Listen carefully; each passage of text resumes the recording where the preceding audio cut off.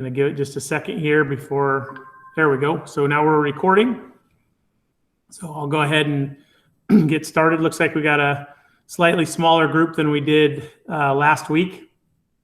I hope everybody is staying safe and relatively smoke-free. I think that's nearly impossible depending upon, well, pretty much nearly impossible. Doesn't make any difference where you live on the west side of Oregon right now, you're going to be in it. Although I saw a picture of my sister lives in Oakland, and I guess they have it even worse than us. It was 10 o'clock in the morning, and the sky was black in Oakland, California. So the sun couldn't even break through. So sounds like in some places it might even be a little bit worse. So again, wanted to say thanks to everybody for joining me tonight. This my part will probably be relatively quick. A lot of what I needed to share, I shared last week. I did want to talk a little bit about the adjusted checkout schedule for Chromebooks for next week that I'm hoping we're going to be able to adhere to. Talk a little bit about also the other plans for that day around textbooks and yearbooks and pictures and that kind of stuff. And then, I also wanted to just kind of clear up the schedule for people, as I know there were still some questions around.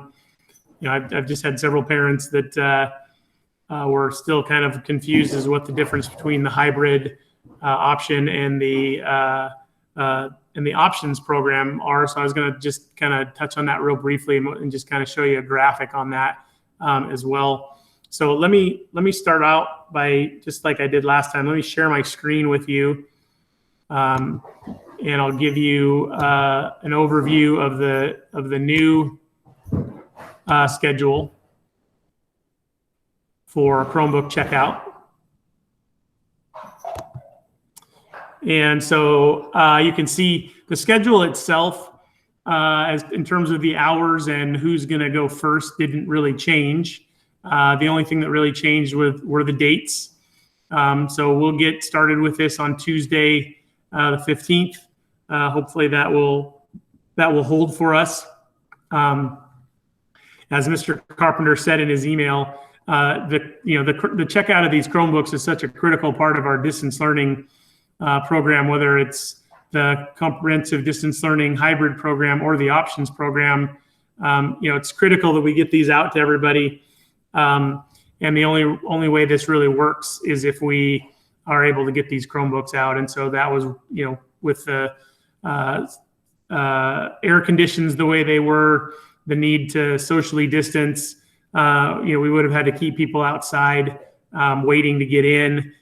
We just, made the decision that it really wasn't going to be safe to hand these out. And you'll note that the bigger districts, Eugene, Springfield, both ended up doing the same thing, not only delaying their Chromebook checkouts, but then also delaying the start of their school year, just as similar to what we did, based on the circumstances. Obviously for a lot of people in Springfield, they had to evacuate as well, because that district goes all the way out to Walterville. So there was an issue for some of their students. But this is the schedule. It's largely the same. We'll just go Tuesday through Friday, starting with the seniors and the juniors in both the regular hybrid program and the options program. And then if you have a 10th grade student, they'll go on Wednesday, and our 9th grade students will go on Thursday.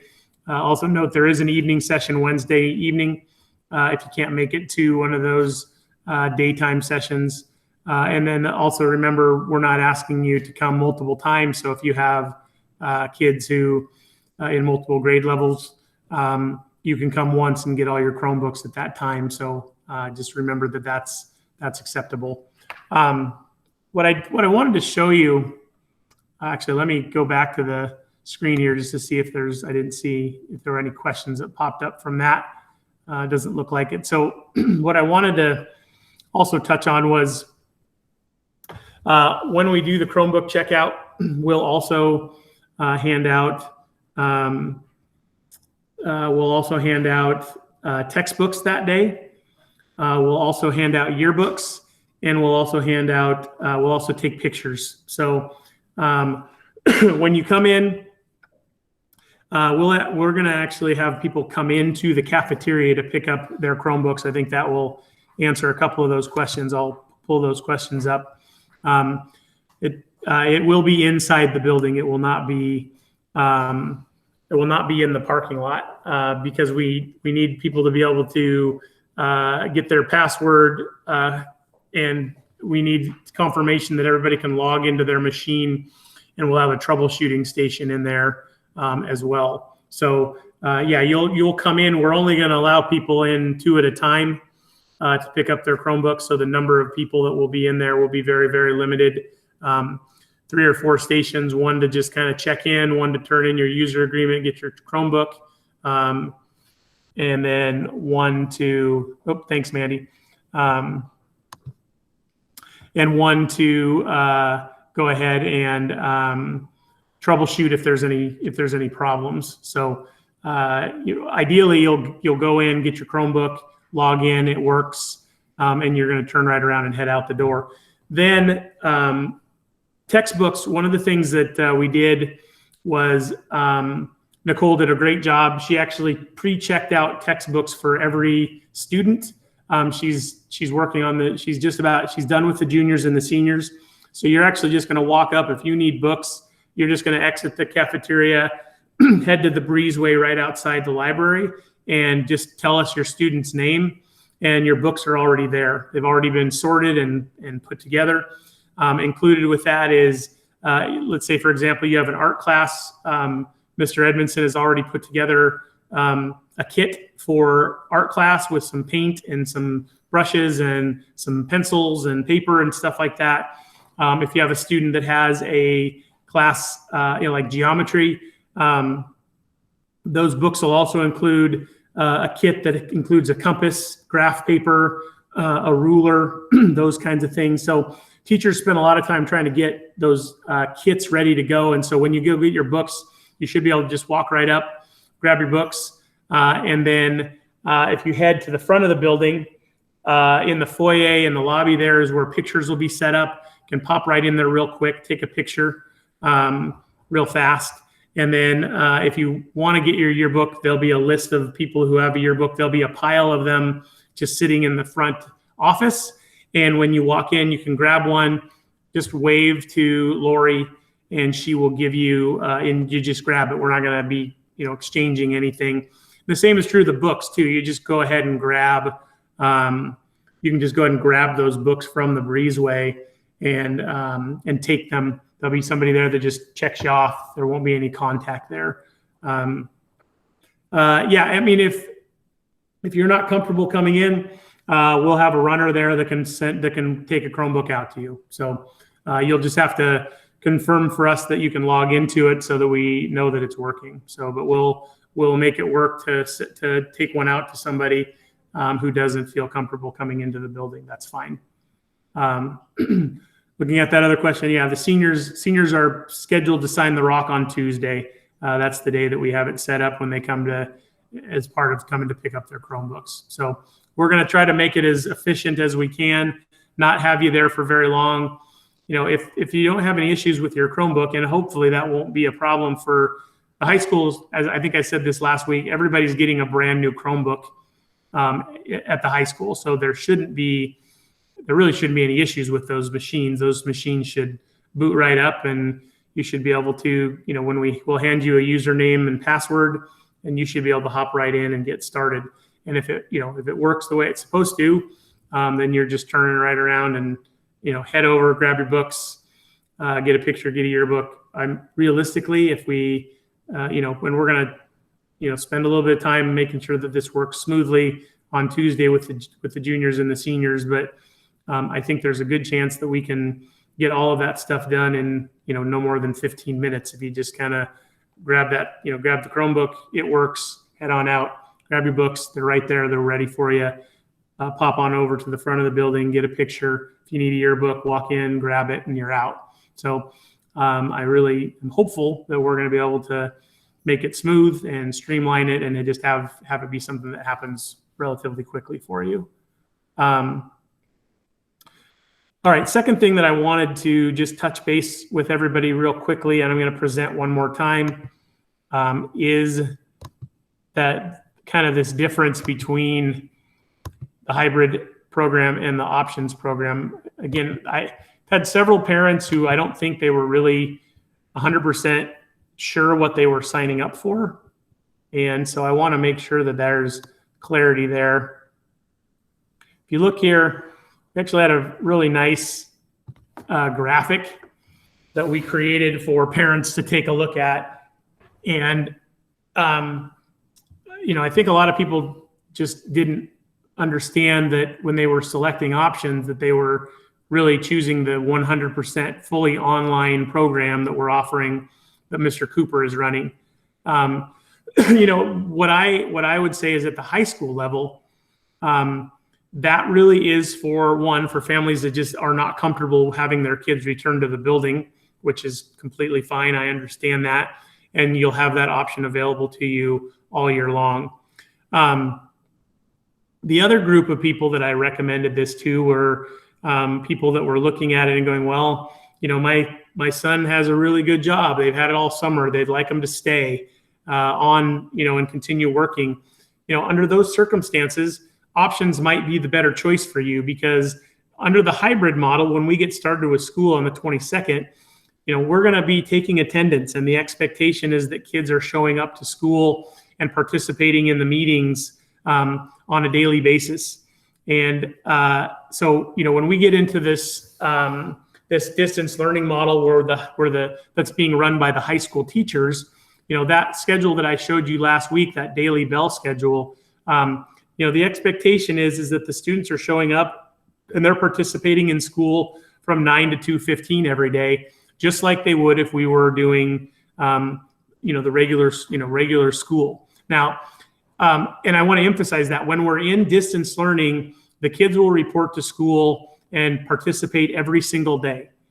There is no A day or B day during the distance learning portion of this. When we get back to in-person learning, and we go to the hybrid model where we will have an A day where half the kids are showing up, and we'll have a B day where the other half are showing up. But during the distance learning component of this, school is every day from 9 to 2:15.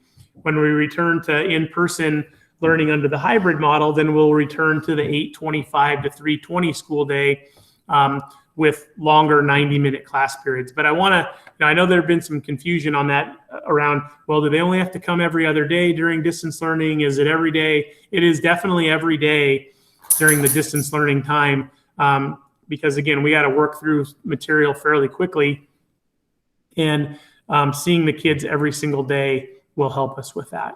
So I just, you know, kind of wanted to show you that just so you could kind of see what that is. But, you know, the distance learning piece is really going to be more, or the options program is really for the folks that don't ever really see themselves returning to in-person learning during the school year, or they need the flexibility of, hey, my son or daughter is going to work at night on their school because I need them to, you know, watch their second grade brother while they're doing their schoolwork, or they're going to continue working. That's a good option for those kids. Okay, so those were the two biggies that I wanted to talk about. Let me pull up the questions here.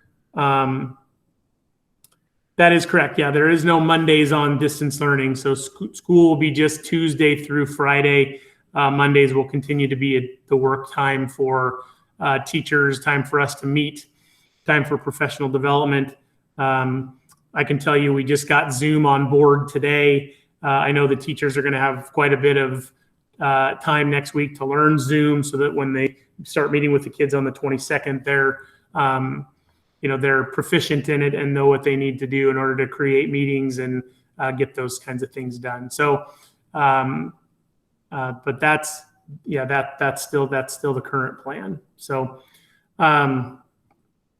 beyond that, I think, we're hopeful that we can kind of have some semblance of normalcy again next week. Obviously, we definitely were not able to do that this week. We had lots of folks who ended up working from home because of the conditions in the building. I can tell you from personal experience, having been there all day this week, that the buildings were smoky, and part of that was because we had made adjustments to bring more fresh air in for COVID. And when this happened, those ventilation adjustments were not our friend. So hopefully the weather will get better, and the smoke will clear out, and the buildings will be a little cleaner and more friendly to our staff and other people that are working there.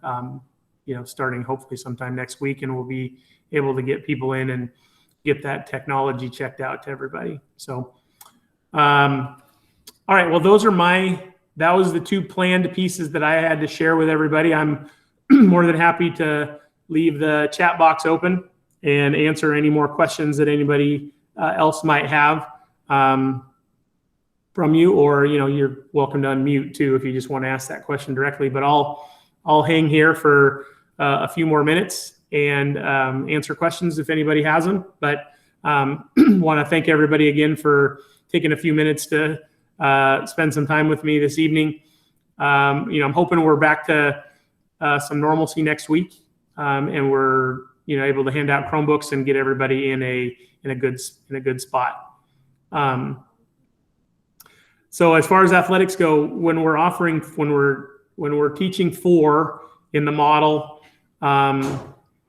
that they have to take and pass 3.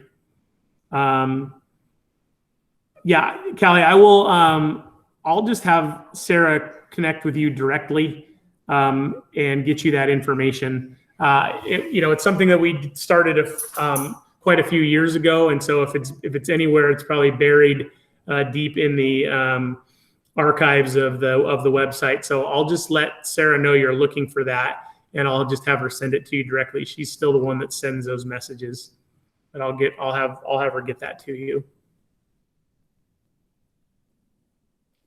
Right now, we're not charging any fees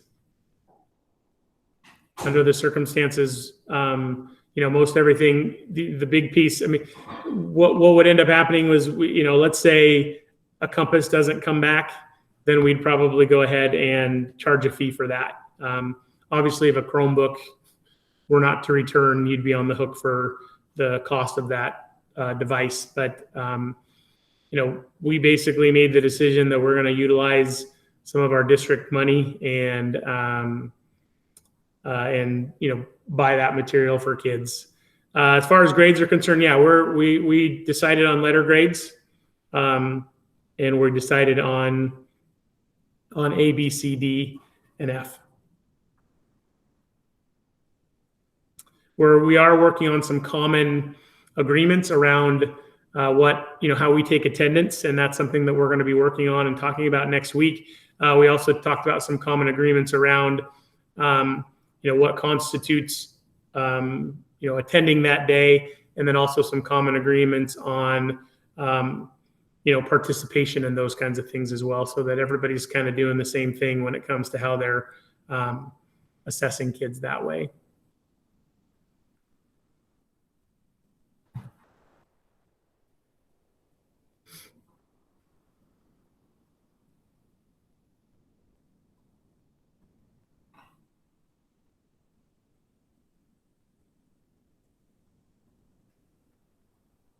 So yeah, I mean, if a senior only takes 2 classes, they're not eligible for athletics. They need to take 3.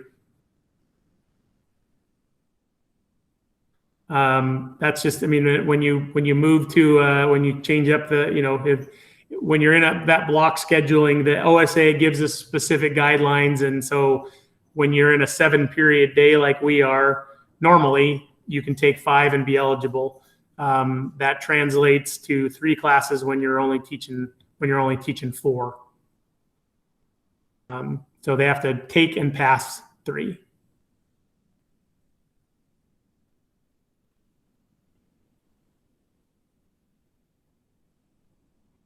You just need to contact Angela, and we can make sure that gets taken care of. I know for seniors, because we are doing the 3 credit or the full credit for the semester, the schedule that we initially sent out to seniors only included 3 classes because many of them just didn't need additional classes for graduation purposes, but we wanted to make sure that there were 3 there for the purpose of athletic eligibility. So if you only got 2, just contact Angela and we'll make sure we get that fixed.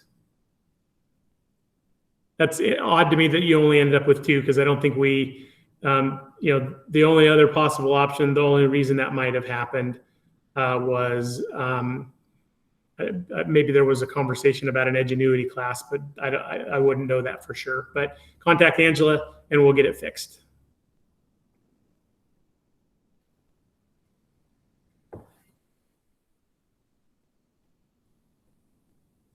Yeah, same thing. We'll get it taken care of.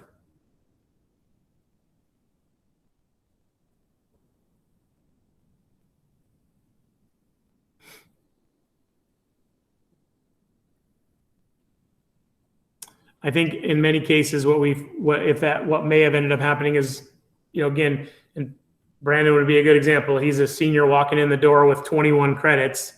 And so conceivably he could take three classes this semester, earn his 3 credits as long as it was the right 3 classes, government and econ and English, and an elective probably, and he'd have the 24 that he needs for graduation. So I think in some cases, some of those kids may have only gotten 2 because they were so on track to graduate. We weren't sure what they were gonna, what they wanted or what they needed. So, but easily fixed. We'll make sure we take care of it. Oh, perfect.